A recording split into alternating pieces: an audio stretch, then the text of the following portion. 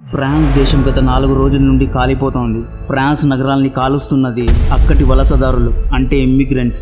Middle east, Africa దేశాల నుండి ఫ్రాన్స్కు వలసలు వెళ్ళి ఫ్రాన్స్లో అసైలం తీసుకొని, అంటే ఆశ్రయం తీసుకొని, ఆకలి కడుపుతో తిండి కోసం, గుడ్డ కోసం, డీసెంట్ లైఫ్ స్టైల్ కోసం ఫ్రాన్స్కు వెళ్ళి సెటిల్ అయిన minorities ఫ్రాన్స్ను తగలబెడుతున్నారు. French towns were set ablaze. Thousands of justice for Nael. Speaking out in its launched at police. Some stores. ఇక్కడ కనిపించే దృశ్యాలు ఫ్రాన్స్ ప్యారిస్లోని నాంటేరే ప్రదేశంలోనివి. ఇక్కడ కనిపిస్తున్న యుద్ధ వాతావరణానికి కారణం అరబ్, ఆఫ్రికన్ జాతులకు చెందిన మైనారిటీ ఇమ్మిగ్రెంట్స్ చేస్తున్న ప్రొటెస్టులు. ప్యారిస్లో ఒక్కటే కాదు, ఫ్రాన్స్లోని పెద్ద నగరాలైన టౌలోస్, లిల్లీ, లియాన్, నైస్లో కూడా వైలెంట్ ప్రొటెస్టులు జరుగుతున్నాయి. జూన్ 29 అండ్ జూన్ 30 ఈ 2 రోజులు ఫ్రాన్స్ నగరాల్లో వైలెన్స్ తీవ్రంగా మారిపోయింది. దాదాపు 230 పబ్లిక్ బిల్డింగ్స్ ను కాల్ చేశారు. దాదాపు 1350 కార్స్ ను కాల్ చేశారు. ఇక్కడ ఫ్రాన్స్ ప్రభుత్వ పెద్దలు ఆలోచించాల్సిన విషయం ఏంటి అంటే, ఫ్రాన్స్ దేశాన్ని కాలుస్తున్న ప్రొటెస్టర్స్ యొక్క యావరేజ్ ఏజ్ 17 సంవత్సరాలు మాత్రమే. ప్రొటెస్టులు చేస్తున్న వారిలో 13 ఏళ్ల పిల్లలు కూడా ఉన్నారు. ఆ పిల్లల్లో పగ, ప్రతీకారానికి కారణం ఎవరు అనే విషయాలు ఈ వీడియోలో డీటెయిల్గా చెప్తా. రెఫ్యూజీలను లేబర్స్గా వాడుకోవచ్చు, మన ఆర్థిక వ్యవస్థను మెరుగుపరుచుకోవచ్చు అని అప్పటి ఫ్రాన్స్ రాజకీయ నాయకులు చేసిన తప్పు ఇప్పుడు ఫ్రాన్స్ను ఒక్కటే కాదు, రేపు జర్మనీను, ఇంకొన్ని ఏళ్లలో యూకేను కూడా తగలబెడుతుంది. నెక్స్ట్ మన టర్న్. ఫ్రాన్స్లో ఏదైతే జరుగుతుందో అటువంటి అల్లర్లే ఇండియాలో కూడా జరుగుతాయి. అది ఎలాగో కూడా ఈ వీడియోలో డీటెయిల్గా చెప్తా. ఫ్రాన్స్ ప్రొటెస్టులు ఎంత వైలెంట్గా మారాయి అంటే, కాలిపోయిన కారును ప్యారిస్ సబర్బ్కు మేయర్ అయిన విన్సెంట్ ఇంటి లోపల తీసుకెళ్లి గుద్దారు. పడుకున్న మేయర్ భార్య అండ్ పిల్లలకు గాయాలయ్యాయి. ఫ్రాన్స్ దేశం కొన్ని ఏళ్ల పాటు వేరు దేశాల నుండి దోచుకొని నిర్మించుకున్న ఫస్ట్ వరల్డ్ ఇన్ఫ్రాస్ట్రక్చర్ను థర్డ్ వరల్డ్ దేశాలకు చెందిన ఇమ్మిగ్రెంట్స్ ధ్వంసం చేస్తున్నారు. ఈ వైలెంట్ ప్రొటెస్ట్కు కారణం 17 ఏళ్ల నాయల్ అనే బాలుడు. నాయల్ ఫ్రాన్స్లోని ఇమ్మిగ్రెంట్ మైనారిటీకు చెందిన బాలుడు. అసలేం జరిగింది అంటే, జూలై 27 రోజు వెస్ట్ ప్యారిస్లోని నాంటెరే అనే ఏరియాలో నివసించే 17 ఏళ్ల నాయల్ తన ఎల్లో కలర్ మర్సిడీస్ కార్ వేసుకుని బయటకు వెళ్ళాడు. కారులో నాయల్తో పాటు మరో 2 కూర్చున్నారు. నాయల్ కారును డ్రైవ్ చేస్తున్నాడు. నాయల్ దగ్గర డ్రైవింగ్ లైసెన్స్ లేదు. ఉదయం 8 గంటలకు నాయల్ కారును చూసిన 2 ఫ్రెంచ్ పోలీస్ ఆఫీసర్స్ కారును ఆపారు. పోలీస్ ఆఫీసర్లు నాయల్ కారును ఎందుకు ఆపారు అంటే, ఇంతకుముందు కూడా నాయల్ డ్రైవింగ్ లైసెన్స్ లేకుండా కారు నడిపి అరెస్ట్ అయ్యాడు కాబట్టి. నాయల్ పైన పూర్వం ఒక కేసు కూడా ఉంది. సో పోలీసులు కారును నెల్సన్ మండేలా స్క్వేర్ దగ్గర ఉన్న సిగ్నల్ దగ్గర ఆపారు. కారు ఆపి లొంగిపోవాలని నాయల్కు వార్నింగ్ ఇచ్చారు. 2 పోలీసుల్లో ఒక పోలీస్ పాయింట్ బ్లాంక్లో గన్ను నాయల్ వైపు ఎక్కుపెట్టాడు. ఈ వీడియోలో అది చూడొచ్చు. పోలీస్ ఆఫీసర్ నాయల్ కారును ఆపమని కోరాడు, కానీ నాయల్ పోలీస్ మాట వినకుండా కారును ముందు వైపు తీసుకెళ్లాడు.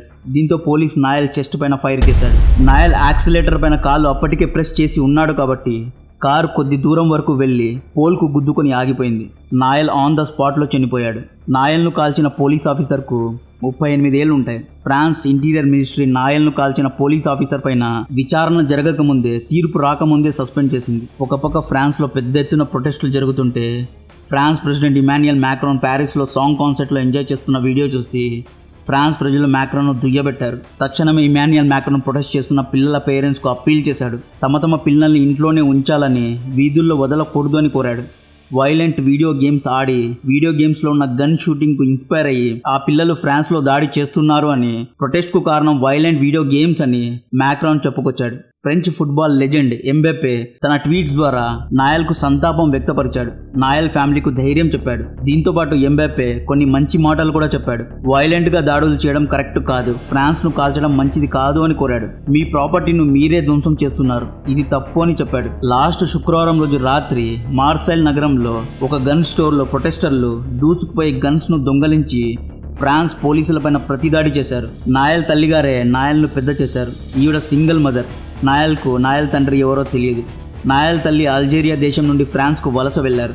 నాయల్ మరణం తర్వాత నాయల్ తల్లి మోనియా, నా కొడుకుని చంపిన ఆ ఒక్క పోలీసును మాత్రమే నేను బ్లేమ్ చేస్తున్నా, మొత్తం పోలీసు వ్యవస్థను దోషిగా చేయడం లేదు అన్నారు. చాలా గొప్ప మాట అన్నారు. పైరేట్స్ ఆఫ్ నాంటెరే అనే క్లబ్లో నాయల్ గత 3 ఏళ్ల నుండి రగ్బీ ఆడుతున్నాడు. ఎప్పటికైనా రగ్బీ ప్లేయర్ కావాలనేదే నాయల్ యొక్క కోరిక. నాయల్ ఆయుష్ అర్ధాంతరంగా ఆగిపోవడం ఆ తల్లికైతే డైజెస్ట్ అవ్వదు. నాయల్ ఆత్మకు శాంతి కలగాలి. బట్ ఇక్కడ అందరికీ ట్రిగ్గర్ అయ్యే పాయింట్ హింసాత్మకమైన ప్రొటెస్టులు. ఫ్రాన్స్లో ప్రొటెస్ట్ జరగడానికి కారణం నాయల్ చావు ఒక్కటే కాదు, నాయల్ ఒక అరబ్ ముస్లిం కావడం, నాయల్ తల్లి ఒక మైనారిటీ ఇమ్మిగ్రెంట్ కావడం. మైనారిటీస్ పైన దాడి చేయడం అనేదే ఈ ప్రొటెస్ట్లో స్పార్కింగ్ పాయింట్. నాయల్ కంటే ముందు ఫ్రెంచ్ పోలీసులు దాదాపు 13 మంది మైనారిటీ పిల్లలను సేమ్ ఇలాగే కాల్చి చంపారు. కారును ఆపలేదని కాల్చి చంపారు. 2017లో ఫ్రాన్స్లోని ప్యారిస్లో జరిగిన ఉగ్రవాద దాడి తర్వాత ఫ్రాన్స్ పోలీసులకు ఫ్రీగా గన్స్ను వాడొచ్చు అనే కొత్త చట్టం వచ్చింది. ఈ కొత్త చట్టం వచ్చిన తర్వాత నుండి ఫ్రాన్స్ పోలీసుల యొక్క కాల్పులు హద్దులు దాటాయి అని ఆరోపిస్తున్నారు. నవంబర్ 2022లో France ministry of interiors France ప్రభుత్వానికి ఒక రిపోర్ట్ ఇచ్చింది. ఆ రిపోర్ట్లో హైలైట్ చేసిన విషయం ఏంటి అంటే 2017 తర్వాత నుండి ఫ్రాన్స్ పోలీసులు వలసదారులపైన, ముఖ్యంగా అరబ్ ముస్లిమ్స్ అండ్ ఆఫ్రికన్స్ జాతి ప్రజలపైన వివక్ష చూపిస్తున్నారు, కాల్పులు జరుపుతున్నారని మెన్షన్ చేశారు. కొంతమంది ఫ్రాన్స్ పోలీసులే కాదు, కొంతమంది ఫ్రాన్స్ సిటిజన్స్ కూడా ఈ ఇమ్మిగ్రెంట్స్ పైన స్కూల్స్లో, కాలేజెస్లో ఉద్యోగాల వివక్ష చూపిస్తున్నారు. మొన్న ఫ్రాన్స్లో ప్రొటెస్ట్ చేసిన 17 ఏళ్ల యువకులు second and third generation kids. ఆ పిల్లల తల్లిదండ్రులు 1960s, 1970sలో ఫ్రాన్స్కు వలస వచ్చారు. ఫ్రాన్స్ దేశం యొక్క టోటల్ జనాభా 6,77 లక్షలు. అందులో వలసదారుల యొక్క సంఖ్య దాదాపు 70 లక్షలు. ఇది అఫీషియల్ రికార్డ్. అన్అఫీషియల్గా దాదాపు 1 కోటి మంది వరకు ఇమ్మిగ్రెంట్స్ ఫ్రాన్స్లో ఉంటారు. ఇక్కడ ప్రొటెస్ట్ చేసిన ఇమ్మిగ్రెంట్స్కు ఇండియా నుండి వెళ్లే ఇండియన్స్కు చాలా డిఫరెన్స్ ఉంది. ప్రొటెస్ట్ చేసిన వారిలో ఇండియన్స్ లేదా ఇండియన్స్ పిల్లలు లేరండి. మన ఇండియన్స్ ఫ్రాన్స్కు ఉద్యోగరీత్యా వెళ్తారు, కంపెనీ వీసా మీద వెళ్తారు, లీగల్గా వెళ్తారు. చదువుకోవడానికి కూడా స్టూడెంట్స్ వీసాతోనే వెళ్తారు, కానీ ఇల్లీగల్గా వెళ్ళరు. కానీ ఈ ఇమ్మిగ్రెంట్స్, రిఫ్యూజీలు అరబ్, ఆఫ్రికా దేశాల నుండి పడవల్లో, బోట్స్లో ఇల్లీగల్గా ఫ్రాన్స్కు చేరుకుని ఫ్రాన్స్ ప్రభుత్వం నుండి లీగల్ అసైలం అంటే ఆశ్రయం పొందుతారు. ఇండియా నుండి కూడా ఇల్లీగల్గా రెఫ్యూజీలు వెళ్తారు, బట్ చాలా తక్కువ మంది వెళ్తారు. కేవలం 1% కంటే తక్కువ మంది. పంజాబీ, కేరళ వాళ్ళు వెళ్తారు తప్ప మన తెలుగు వాళ్ళు వెళ్ళరు. రెఫ్యూజీలను ఫ్రాన్స్ ప్రభుత్వం తమ దేశంలో ఉండడానికి అలౌ చేస్తుందా అంటే దీనికి ఆన్సర్ ఎస్, అలౌ చేస్తుంది. అరబ్, ఆఫ్రికా దేశాల నుండి బోట్ వేసుకుని ఒకవేళ అదృష్టం కలిసి వచ్చి బోట్ సముద్రంలో మునిగిపోకుండా ఉంటే వీళ్ళు ఫ్రాన్స్ దేశం లోపల చేరుకుంటారు. ఫ్రాన్స్లో రెఫ్యూజీలకు ఆశ్రయం ఇవ్వడం అనేది లీగల్ రైట్, ఫ్రాన్స్ రాజ్యాంగం ఇచ్చిన హక్కు. ఫ్రాన్స్ దేశానికి వచ్చిన ఏ రెఫ్యూజీనైనా, వాడు ఏ దేశం నుండి వచ్చినా, వాళ్ళ జాతి, మతం ఏదైనా ఫ్రాన్స్ ప్రభుత్వం ఆశ్రయం ఇస్తుంది, రెఫ్యూజీలకు ప్రొటెక్షన్ ఇస్తుంది, డీసెంట్ జాబ్స్ కూడా ఇస్తుంది. యూరోప్లోని అన్ని దేశాల్లో ఎక్కువ మంది రెఫ్యూజీలకు ఆశ్రయం ఇచ్చిన దేశం ఆన్ ద రికార్డ్ ఫ్రాన్స్ దేశమే. అంతేందుకు 2021లో దాదాపు 5 లక్షల మంది రెఫ్యూజీలు ఫ్రాన్స్లో ఆశ్రయం పొందారు. ఈ రెఫ్యూజీల్లో ఎక్కువ మంది అరబ్ ముస్లిం దేశాలైన Syria, Yemen, Iraq, Algeria, Afghanistan, ఇతర ఆఫ్రికా దేశాలకు చెందిన వారు ఉంటారు. మొదటి ప్రపంచ యుద్ధంలో ఫ్రాన్స్లో పెద్ద ఎత్తున ప్రజలు యుద్ధంలో చనిపోయారు. దీంతో ఫ్రాన్స్లో లేబర్ యొక్క షార్టేజ్ ఏర్పడింది. లేబర్స్ లేకపోతే ఉద్యోగాలు ఎవరు చేస్తారు? ఫ్యాక్టరీస్లో, ఇండస్ట్రీస్లో లేబర్స్గా ఎవరు పనిచేస్తారు? లేబర్స్ లేకపోవడంతో ఫ్రాన్స్ ఆర్థిక వ్యవస్థ కూడా దెబ్బతినింది. లేబర్ షార్టేజెస్ను రీకవర్ చేయడానికి ఫ్రాన్స్ రెఫ్యూజీలకు ఆశ్రయం ఇవ్వడం మొదలుపెట్టింది. రెఫ్యూజీలకు తక్కువ డబ్బులు ఇచ్చి చీప్ లేబర్గా ఉంచుకుంది.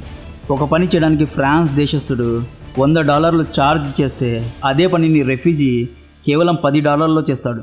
కేవలం డబ్బులు మిగిలించడానికి అప్పటి ఫ్రాన్స్ ప్రభుత్వం, ఫ్రాన్స్ ప్రజలు రెఫ్యూజీలను అన్కండిషనల్గా సపోర్ట్ చేశారు. నెక్స్ట్ 1945 తర్వాత, రెండవ ప్రపంచ యుద్ధం తర్వాత వరల్డ్ వార్ 1 కంటే రెండింతల ఫ్రాన్సీ ప్రజలు చనిపోయారు. లేబర్ షార్టేజ్ ఇంకా ఎక్కువైంది. దీంతో జూలై 1952లో రెఫ్యూజీలకు ఆశ్రయం ఇవ్వడాన్ని లీగలైజ్ చేసింది ఫ్రాన్స్ ప్రభుత్వం. రెఫ్యూజీలకు అప్లికేషన్స్ ఇచ్చి మరీ అందమైన ఫ్రాన్స్ నగరాల్లో రెఫ్యూజీలను నింపారు. 1970s వరకు ఒక ఇయర్కు కేవలం 15,000 మంది రెఫ్యూజీలు మాత్రమే వచ్చేవారు. కానీ 1980s తర్వాత రెఫ్యూజీల యొక్క సంఖ్య పెరగసాగింది. రెఫ్యూజీల సంఖ్య పెరగడానికి కారణం కూడా తెల్లోళ్ళే. అమెరికా, నాటో దేశాలు ఆఫ్ఘనిస్తాన్లో, ఇరాన్లో, ఇరాక్లో, యమన్లో, లిబియాలో ఇలా ఆఫ్రికా, మిడిల్ ఈస్ట్ దేశాలపైన యుద్ధాలు చేయడం వల్ల 1980s నుండి 2021 మధ్యకాలంలో రెఫ్యూజీల సంఖ్య పెరిగిపోయింది. చిన్న ఉదాహరణ ఇస్తా. జర్మనీ మాజీ ఛాన్సలర్ యాంజెలా మార్కెల్ గారు 2015-16లో దాదాపు 1,20,00,000 మంది సిరియన్ రిఫ్యూజీలను జర్మనీలో ఉండడానికి ఆశ్రయం ఇచ్చింది. సిరియాలో యుద్ధం జరుగుతూ ఉండడం వల్ల పెద్ద ఎత్తున అరబ్లు సిరియా నుండి జర్మనీకు చేరుకున్నారు. ఎంతోమంది వద్దు అంతమందికి ఆశ్రయం ఇవ్వద్దు అన్నా యాంజెలా వినలేదు. మొండిగా అంతమందికి అనుమతిచ్చింది. కట్ చేస్తే మార్చ్ 2020లో జర్మనీ హాంబర్గ్లో 5,000 మంది రెఫ్యూజీలు ఒక్కటయ్యి జర్మనీ ప్రభుత్వానికి వ్యతిరేకంగా ప్రొటెస్ట్ చేశారండి. ఎందుకు ప్రొటెస్ట్ చేశారంటే, మా బంధువులను జర్మనీ బార్డర్ దగ్గర ఆపొద్దు, వాళ్ళకు కూడా ఆశ్రయం ఇవ్వండి అని ఓపెన్ ద బార్డర్ గేట్ అంటూ డిమాండ్ చేశారు. యాంజెలా మార్కెల్ మేడం, మీరు చేసిన ఒక్క తప్పు మొత్తం జర్మనీ తలరాతను రాబోయే రోజుల్లో మారుస్తుంది. యాజ్ పర్ 2021 డేటా ఆధారంగా జర్మనీ యొక్క టోటల్ పాపులేషన్ 8,32,00,000. అందులో ఇమ్మిగ్రెంట్స్ దాదాపు 2 కోట్ల మంది. ఈ 2 కోట్ల మంది రానున్న రోజుల్లో ఎంతమందిని పుట్టిస్తారు? అరబ్ ముస్లిమ్స్, ఆఫ్రికన్స్ పెళ్లి చేసుకొని పిల్లల్ని కంటారు, బరాబర్ కంటారు. ఫ్రాన్స్, జర్మనీలో ఉన్న ప్రజలు పెళ్లి చేసుకోరు, పిల్లల్ని కనరు, జస్ట్ లివ్ ఇన్ రిలేషన్షిప్లో ఉంటారు. మీరెందుకు పిల్లల్ని కనరు అని ఎవరైనా అడిగితే వీళ్ళిచ్చే సమాధానం వాతావరణం. భూమిపైన భారం పెంచడం ఫ్రాన్స్, జర్మనీ సిటిజన్స్కు ఇష్టం లేదు. చైల్డ్ ఫ్రీ పాలసీని అవలంబిస్తారు. సో ఫ్రాన్స్, జర్మనీ, యూకే దేశాలు ఎన్ని సంవత్సరాలు వేరు దేశాల నుండి పడిదోచుకున్న డబ్బుతో తయారు చేసుకున్న ఇన్ఫ్రాస్ట్రక్చర్ను, అందమైన లండన్, ప్యారిస్, బెర్లిన్ నగరాలను థర్డ్ వరల్డ్ కంట్రీస్ అయిన అరబ్ దేశాలు, ఆఫ్రికా దేశాలు, పాకిస్తాన్, ఇండియా వంటి దేశాల యొక్క పిల్లలు రానున్న రోజుల్లో అనుభవించబోతున్నారు. ఎందుకంటే అతి త్వరలో, అంటే ఇంకొక 30 ఏళ్లలో first Germany, second France, third UK దేశాల్లో ఇమ్మిగ్రెంట్స్ యొక్క సంఖ్య రియల్ సిటిజన్స్ కంటే దాటిపోతుంది. ఎలక్షన్స్లో ఇమ్మిగ్రెంట్స్ బ్యాక్ చేసిన ప్రభుత్వాలే గెలుస్తాయి. వీళ్ళు కనుక ఇప్పటికైనా కళ్ళు తెరిచి child free policy, woke culture, secularism వంటి పాలసీను పక్కన పెట్టి పిల్లల్ని ప్రొడ్యూస్ చేస్తే యూరోప్ ఉంటుంది, లేకపోతే యూరోప్ మనుగడ కష్టమే.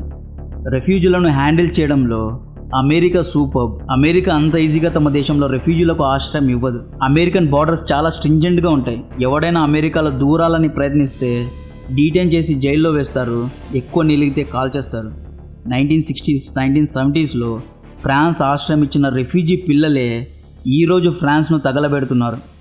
ఇండియన్స్ గర్వపడే విషయం ఏంటి అంటే ఫ్రాన్స్ను తగలబెడుతున్న ఇమ్మిగ్రెంట్స్లో ఇండియన్స్ హిందూస్ కానీ, ఇండియన్ ముస్లిమ్స్ కానీ, ఇండియన్ క్రిస్టియన్స్ కానీ లేరు. బికాజ్ ఇండియన్స్లో ఎక్స్ట్రీమిస్ట్ ఐడియాలజీ అంత లేదు. మనం వేరే దేశాలకు వెళ్ళి ఆ దేశాల పద్ధతులతో ఇంటిగ్రేట్ అవుతాం. బట్ అరబ్, ఆఫ్రికా దేశాలు అలా కాదు. వీళ్ళ ప్రవర్తనలోనే ఎక్స్ట్రీమిజం ఉంటుంది.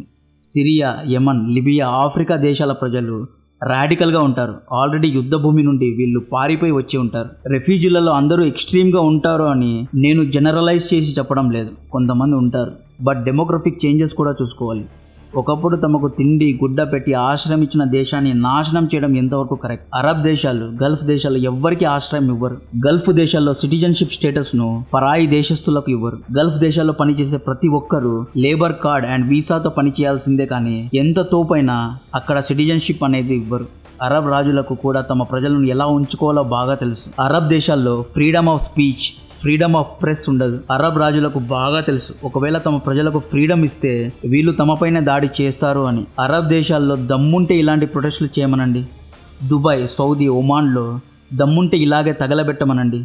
తగలబెట్టలేరు, ఎందుకంటే అక్కడ షరియా చట్టం ఉంది. షరియా లాలో శిక్షలు చాలా కఠినంగా ఉంటాయి. ట్రయల్, ఇంటరాగేషన్, జస్టిస్ వంటివి ఏవి ఉండవు, డైరెక్ట్గా కోయడమే. నెక్స్ట్ ఇండియా దగ్గరకు వస్తే మియాన్మార్ దేశం నుండి దాదాపు 40,000 మంది రోహింగ్యా రెఫ్యూజీలను ఇండియా శరణిచ్చి ఆశ్రయం ఇచ్చింది. 2017లో మమతా దీదీ వీళ్లకు సపోర్ట్ చేసింది. వెస్ట్ బెంగాల్లో రోహింగ్యా ముస్లిమ్స్కు ఆశ్రయం ఇచ్చింది. అఫీషియల్గా ఈ ఫిగర్ 40,000 మంది, బట్ అన్అఫీషియల్గా కోట్లు దాటిపోయారు. ఒక నియోజకవర్గంలో ఒక పార్టీకి ఓట్ షేర్ తక్కువగా ఉంటే అటువంటి ఏరియాస్లో రోహింగ్యా రెఫ్యూజీలను పంపి రెఫ్యూజీలకు బ్యాక్ డోర్ నుండి ఆధార్ కార్డు పంపిణీ చేసి మీరు చేస్తున్న రాజకీయం మంచిది కాదు. మీ గలీజ్ రాజకీయాల కంటే భారత్ గొప్పది. రోహింగ్యా రెఫ్యూజీలు మియాన్మార్ దేశానికి చెందినవారు, బట్ మియాన్మార్ దేశమే వీళ్లకు సిటిజన్షిప్ ఇవ్వడం లేదు. సో రోహింగ్యా ముస్లిమ్స్కు జరిగింది అన్యాయమే. అలాగని మనం వాళ్లకు అసైలం ఇవ్వడం ఎంతవరకు కరెక్ట్? ఇండియాకు వలసలు వచ్చిన కోట్ల మంది రెఫ్యూజీలు యూపీలో, బీహార్లో, జమ్మూ కాశ్మీర్లో, మన హైదరాబాద్ వరకు చేరుకున్నారు. ఆ 1 కోటి మంది ఇంకెంతమందిని పుట్టిస్తారు? యూరోప్లో అయితే వాళ్ళకు అవసరం, వాళ్ళ దగ్గర లేబర్స్ లేరు, వాళ్ళ దగ్గర పాపులేషన్ లేదు. బట్ మన దగ్గర ఎంతమంది నిరుద్యోగులు ఉన్నారు, మన జనాభా ఎంత? ఓట్స్ కోసం డెమోగ్రఫిక్ చేంజెస్ చేయడం తప్పు.